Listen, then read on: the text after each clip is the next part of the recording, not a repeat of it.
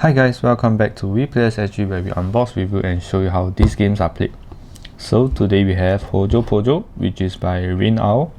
So basically she's a independent designer, game designer I would say, and this is her first game.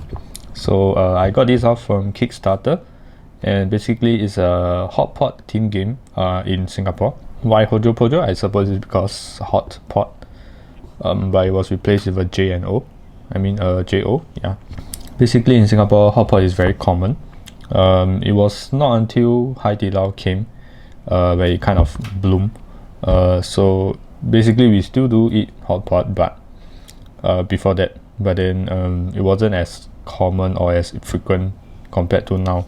So basically during Chinese New Year, when there's reunion dinners, so we will eat hot pot because it's simple and there's a lot of people, so it's easier to prepare the food other than going to restaurants. So if you were to eat at home, hot pot will most probably be the way to go because it's simple and we are quite lazy. So yeah, not sure about the second part, but then yeah, it's a very simple and easy meal because all you have to do is prepare the soup and get some ingredients that you like, and if you need rice or you need noodles, then that's it. So it's a very easy and simple meal. So back to the game. So you have a sticker here, it says Kickstarter staff pick. So again, the sides, some more titles at the side, and more titles, and more titles. So it's a 2 to 6 player game, and it plays for about 15 to 30 minutes. And please the back. So it's a very small box, as you can see, compared to my hands.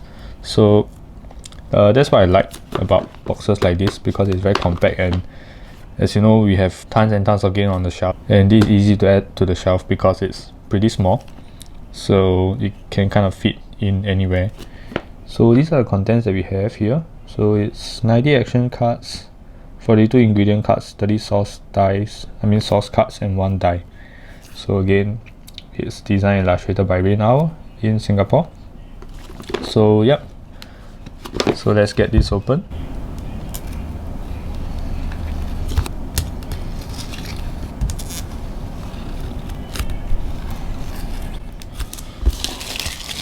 So I guess changing the tip was really useful.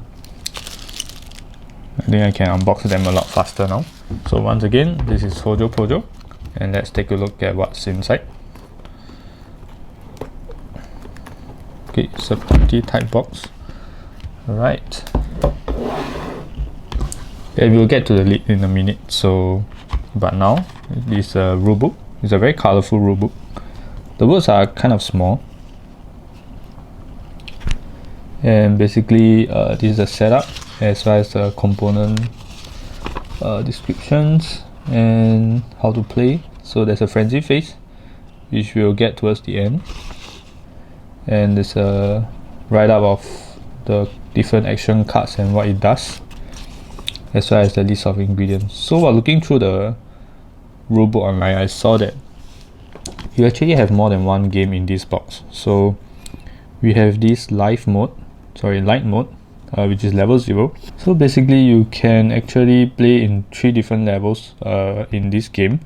So the first one is the light mode, which adds this, which is excluding the free rolls and frenzy phase as well as the final eat off. So basically the final eat off is a sort of a mini game after the game ends, between 2 players. So if you have the King of Hot Pot card, I suppose, yep, King of the Pot, this card, so then you will get to challenge the highest scoring player with the final eat off. So yeah, then level 1 is the base game, and level 2 is a blind pot challenge where ingredients are face down. Yep. So basically you have to match the colors with the sauce. Over here there's the scoring, so you have to match the colors with the sauce. If it's mismatched, it's 1 point. If it's matched, it's 3 points, and if it's an orange color sauce, you get 5 points regardless of the color. And actually I saw it online rulebook that they have another level where it is like a totally different game.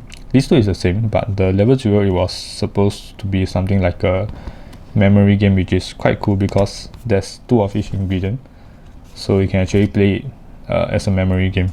So that's pretty cool as well.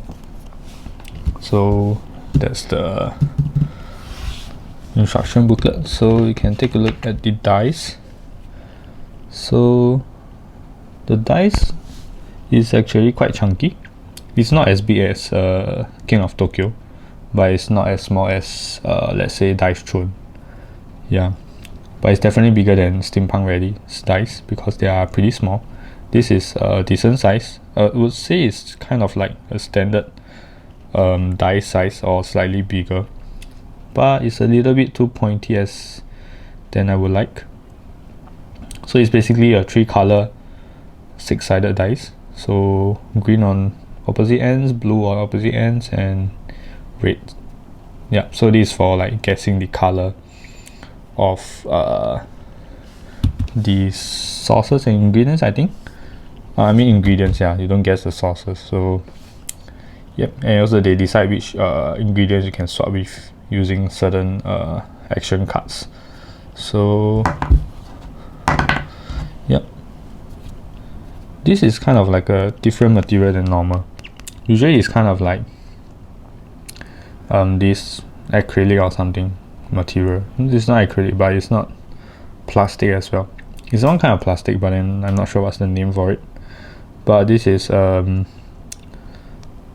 feels a bit more solid than the normal dice, just that it doesn't have any design at the back, and you can see that some are a bit offset. So yeah, I'm kind of OCD, so I do notice this kind of printing mismatch, I guess. So this is pretty centered, but the red is, like you can see here, is a bit towards the bottom. Yep. So that's the dice, and we can get to the sauce card, which is, oh, this is the ingredient card, sorry. So it is smaller than I expected, and the inserts are okay. They do their job. Yeah. Just that for this again, concerns with sleeves is it's a bit too well fitted, I would say. That if you were to put some sleeve on it, then it's probably not gonna fit. But again, not many game makers do take into consideration of sleeves, so for some reason. But these do work with sleeves, I suppose. But then it's kind of small, so I'm not sure if there's a sleeve for this. Yeah, it's a very, very small card, small square size card. This you might be able to find some sleeve for it. It seems like a more standard size. So these are the sauces. So let's take a look at the ingredients. So let's carefully open it.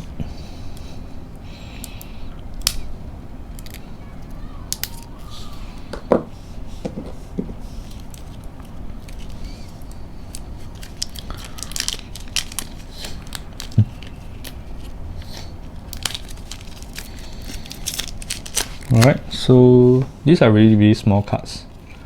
It feels very tiny in my hands. Not that I have very big hands, but yeah. So it says that it has 2 of each ingredient, and the ingredients have their own color.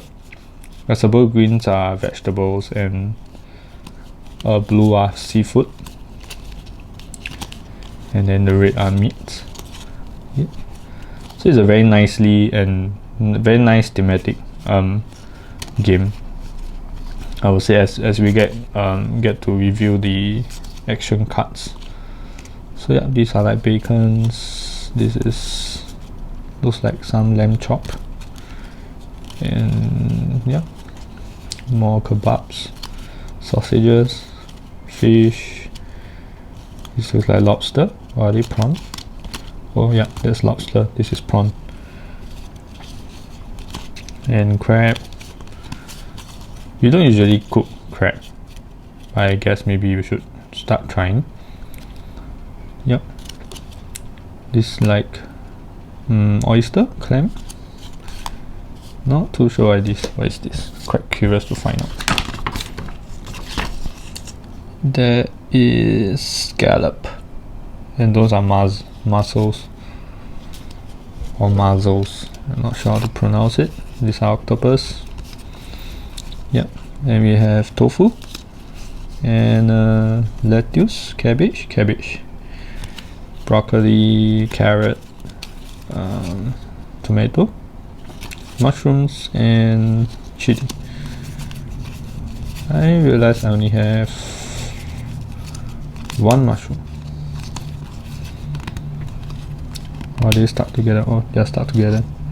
So yeah. So as regards to the quality of the card, it's a shiny surface, and I would say the card is on the thinner side. Yeah, it's not a very thick card. So yeah, I would recommend leaving it, but then it's quite hard to find square size sleeves.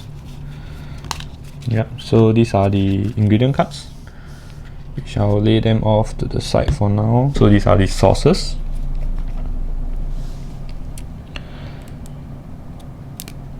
So it's packed really tightly. Yeah.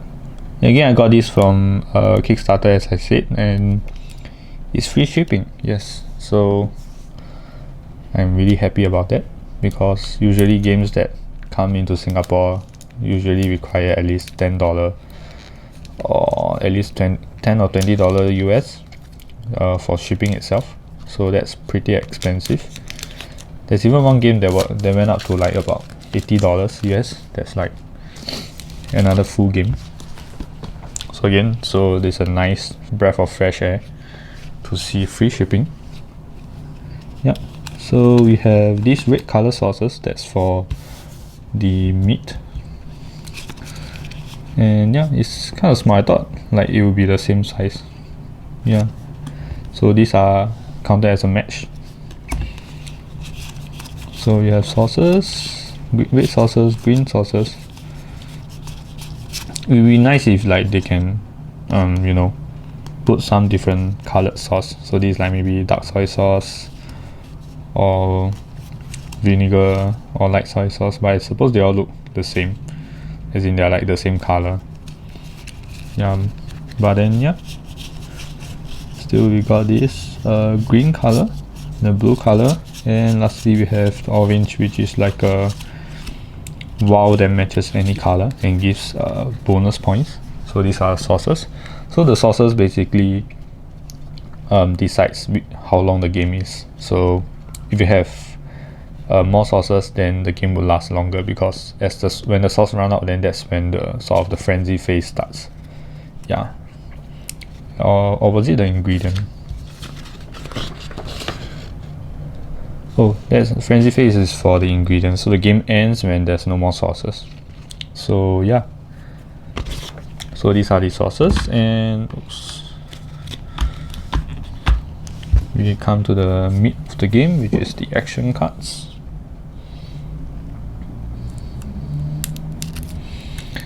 This is a bit like a tarot size, or what you would call the sort of the bigger sized cards, which is very good for showcasing artwork.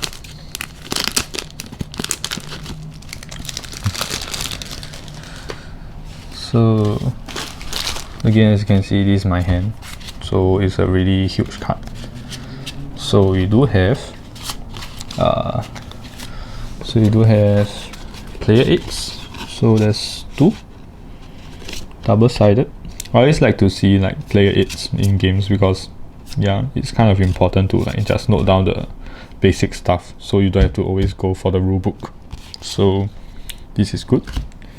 And we have huge cards, which is pretty hard to take even like this.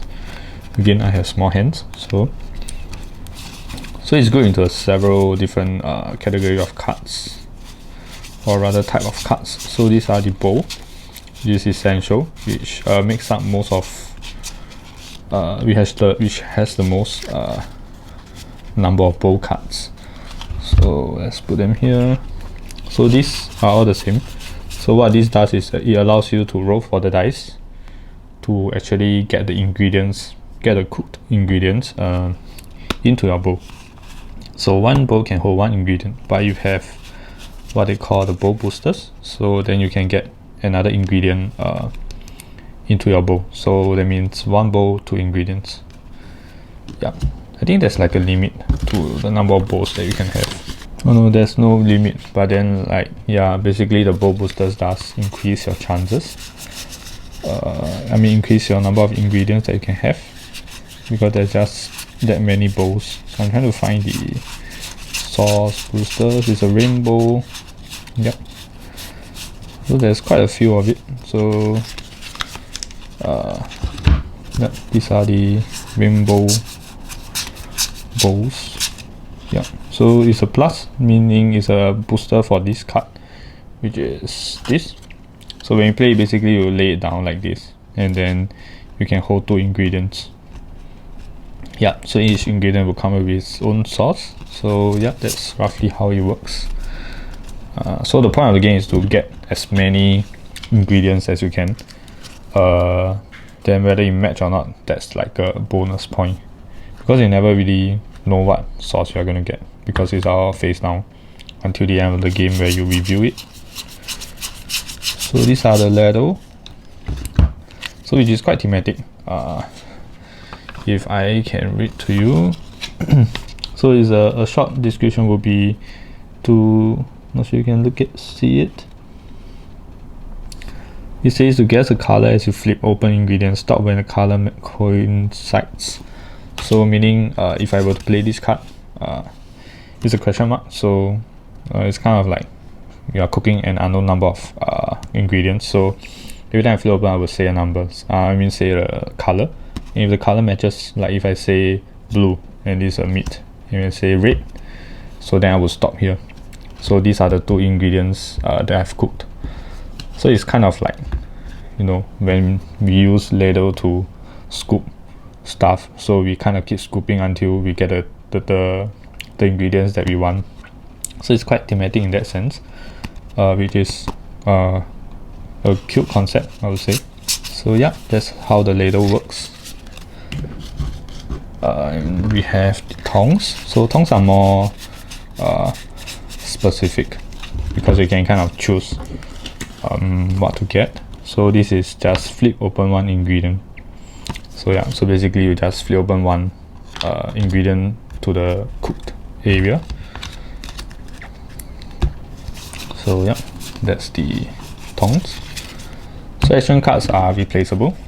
So when the deck runs out, then you can actually fill up the deck. Reshuffle from the discard pile. So this is chopstick, so it's kind of like stealing people's food from their bowl. And there's another thematic aspect to this game that I like. So basically chopstick allows you to sort of steal other people's ingredients from their bowl. And then this one, this is a defense. As you can see, it's a shield, and this is a sword.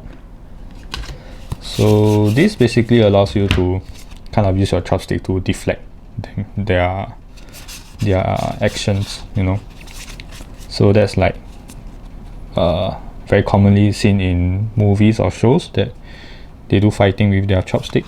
So this is kind of representing that, which is quite cool. And then we have the king of hot pot. The king of the pot. Can't remember his name. Yes, it's king of the pot. So this basically allows you to use it as any other action cards if you're not planning to keep it. So yeah, during the game you can use it as a wild card. You can play it as any action card other than the bow, the rainbow booster, or the bow cover, which we'll get to for the bow cover. And when it's used, it's shuffled back into the deck, so everybody has a chance, so that it's not like, you know, hidden under the discard pile. So unless you decide to keep it, if you use it as an action card, you'll actually get reused pretty quickly. And this is the one that I'm talking about. So there's like three of these bow covers. So you are like cupping or blocking your bow, closing it up so that nobody can attack. Yeah, so it's like a defense against all attack, so it's valid for the rest of the game. Yeah, but I'm not too sure when would you use it, because firstly you can see the ingredient color, but you wouldn't know what color sauces you're getting. So if you get orange, then you would probably want to cover it up, but then you wouldn't know that you're getting orange, so I'm not too sure how that will work over there. So yeah, unless there's some ways that you can, you know, somehow know what sauces you are getting. Yep. So this is swapping hand. Oh no, this is stealing one card. So you can see the steal, the hand icon. So you steal one card from another player. This is swapping your hand with another player. So this is swapping a sauce from another player. Yeah. Again, I'm not too sure why you would want to swap sauces when you kind of don't know what sauces they have. Yeah, unless it's face up, then that would have like kind of a little bit of strategic element to the game. Otherwise it's pretty luck based, because if everything is face down, then you kind of, firstly you don't know what sauces you are going to draw, and you kind of can't pick which ingredients to take, because you are rolling dices. So for example, there's like a few ingredients on around the pot, then if I roll a red, then I can only take red ingredients followed by a sauce. So that kind of have a lot of luck element to it, unless I'm reading the book wrong. I haven't played it before, but it seems like a very light game that don't require much thinking, and sometimes that's the game that you would rather play in a, like, as a filler game, or as a kind of a light game to end off the night. Like you don't want to play another heavy game because you've like spent so much time thinking for the previous game. So now you just want a light game that you don't have to do much thinking and that is still fun and has a bit of action elements, where with the action cards where you can like steal cards, you can try to steal their ingredient and stuff like that.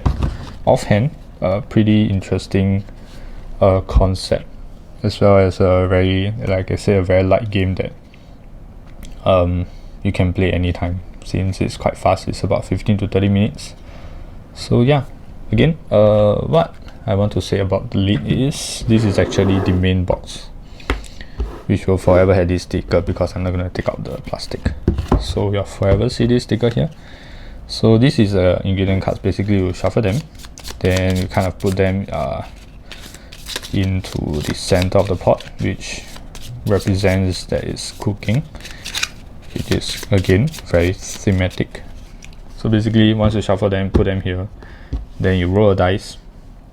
Oh no, you play cards, and then which will reveal different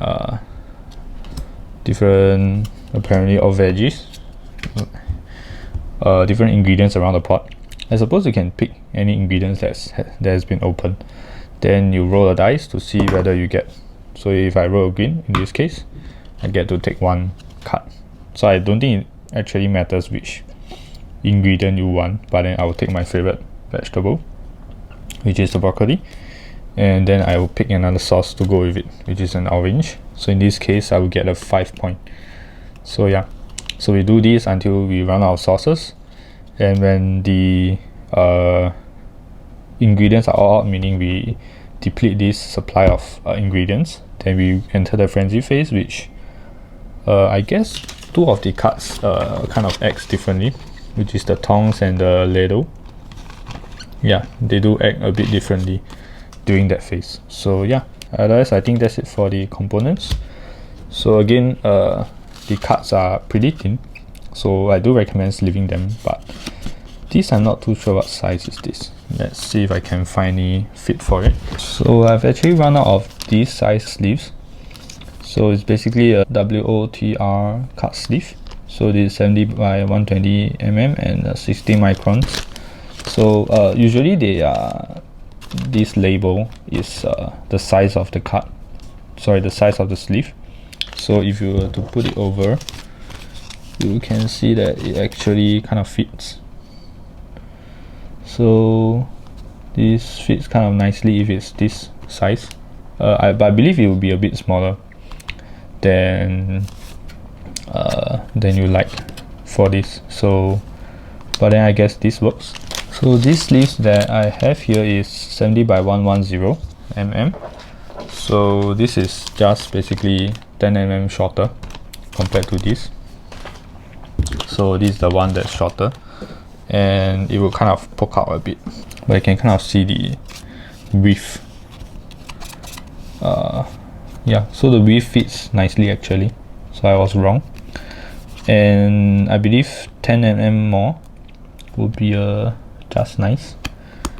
And then we can see whether it still fits back into the box. So again, it fits into the box with room to spare, just that I'm more worried about the height rather than the width. So yeah, again, this I don't have square sleeves to show you guys, but I do believe there's a similar size sleeve out there. So yeah, otherwise that's it. This is kind of messy, but thank you for watching. So if you like what I'm doing here, do hit the subscribe button and give this video a like. Let me know which local games you really love from Singapore. There's another company that's doing it. I think it's Auri Game. So they also do very Singapore local style games, which I will be unboxing soon, probably coming after this video. So do take note and check out and hit the bell icon so that you know when new videos are coming. Once again, thanks for watching. This is Hojo Pojo. Bye bye.